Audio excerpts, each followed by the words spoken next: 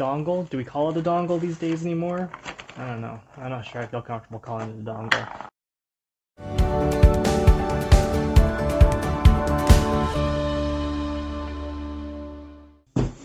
Hey, what's up guys? It's Justin here. Today I'm going to be reviewing the Razer Nari Essential wireless gaming headset. Now I picked this up on a sale. It was 65% off, and it only took me about 5 seconds to realize I had to have this and see what it is capable of. It's actually really funny because I completely forgot that it was a Razer headset, and so when it got here I was so excited I went and picked it up, and when I got it I was like, oh my goodness, it's a Razer headset. I don't think I ordered a Razer headset for $35. And as it turns out, I did. So let's open it up and see what's inside. So just going over a few of the specs first, it is THX compatible. It uses a wireless transceiver. I see nowhere on here that this is technically a Bluetooth model, so I'm going to be very interested to see if we can get this to work with anything that's Bluetooth. If I can't get it to work on my phone for video, we will hook up to my desktop and get some audio that way and see what it's like. It has what they say is cooling gel ear pads. So we'll see how that is. It's got a microphone with a swivel boom, which is nice, so you can kind of swivel it out of the way. Word on the box is that it lasts about 16 hours total it says uninterrupted gaming. Little side thought on that, I was playing some Warzone with my Galaxy earbuds in, which I use a lot for filming these videos and for doing gaming because I really, really like them. And I had to stop and charge them, and I got chastised in the Discord server by people saying that real gamers use wired headphones. So what did I go do? I bought a wireless headset again. So let's see what's inside this box here. I'm just going to open this up. There we go. I maybe haven't said it yet on this channel. I like to keep things planet friendly. This is a lot of petroleum-based plastic just to package some headphones in. It's got these little secure straps here that you just pull. Right out of there. Okay. The USB wireless dongle. Do we call it a dongle these days anymore? I don't know. I'm not sure I feel comfortable calling it a dongle. We'll just call it the wireless USB receiver. Is that what they call it on the box? USB wireless transceiver. Okay. Pretty close. I guess that would be technically a transceiver. So I'll just say right now, I'm a little biased towards Razer. I have one of their previous headsets, which I really, really like. Lasted a long time, got chewed on by the cats. It finally just gave up the ghost. But I am a huge fan of Razer construction. Looking at this headset out of the box, it uses a little less metal than I think I'm used to in Razer headsets. And again, maybe that reflects the price point. The top here is metal. It has thin metal wires for the guides for making the head adjustments. But other than that, most of this is plastic. The grill is plastic, this is plastic, this is plastic. So most of this is plastic, which I'm not necessarily complaining about. It's just something to be aware of. They're going to be probably a little less durable if they get stepped on or dropped, and they might crack. But let's see how they fit. So overall, they fit really nice. They're very comfortable. I'm not sure if you guys can hear me with the headphone over the Galaxy earbuds. It might just sound like a whole bunch of scratchy plastic. They fit really nice. I do like the ear pads here. It is very, very comfortable. And I like that they're oversized. Nothing really bothers me more than having headphones where I feel like my ears are claustrophobic in this tiny little ear muff. And it's either putting pressure on my ears or it's putting pressure on weird spots on my head. This is not these headphones. This headset is not like that. There is plenty of room. I think my ears could have a party in there and still have some more room. So to turn it on, you just hold the button down and we are on. Lights flashing. I'm guessing that means it's looking for this here. It has a charging port on the bottom, and it comes with a USB here. What is this? Oh, they're still rocking the micro USB. No USB-C yet. Maybe some of their other headsets. And it's got a volume control right here as well. The microphone boom, if it's fully closed and you're pulling this thing down, you're going to be disappointed because it's just going to keep coming right back up. So you want to make sure you grab at the base here. So it actually opens this microphone, and then there you can make kind of small adjustments with this. Looks pretty durable. I could see this plastic piece cracking over time if you're not careful with it. as far as location and distance to the mouth.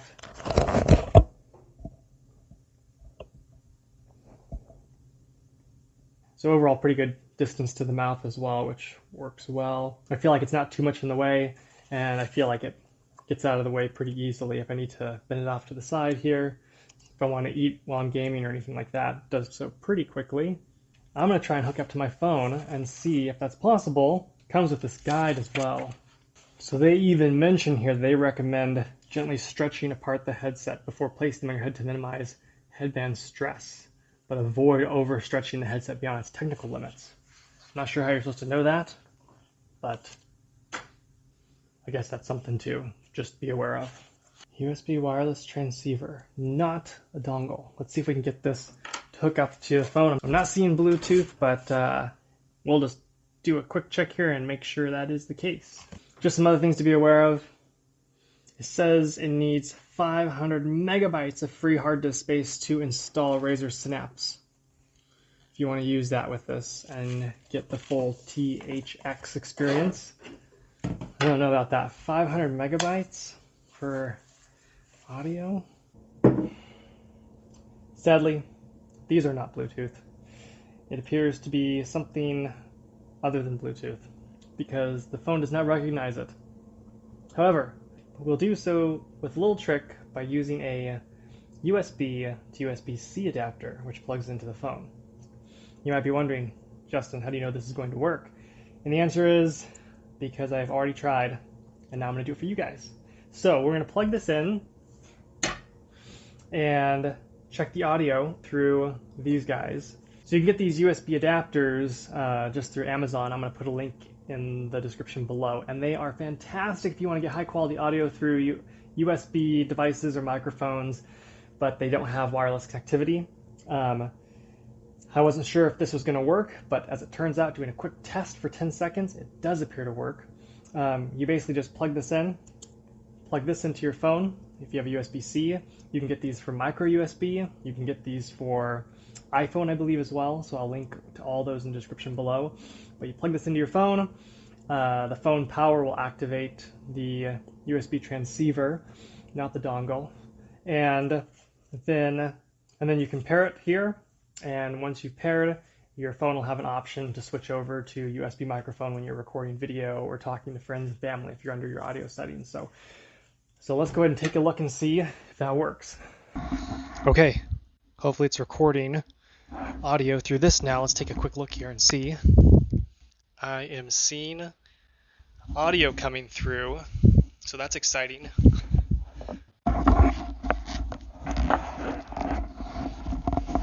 I'm going to try and keep this away from my mouth a little bit so that it's hopefully not getting too much snap, crackles, and pops from my voice, but this is the audio that comes from this thing. So here's the audio with the microphone this far away. Here's the audio with the microphone this far away. And here's the audio with the microphone this far away. So I think, let's put this back here.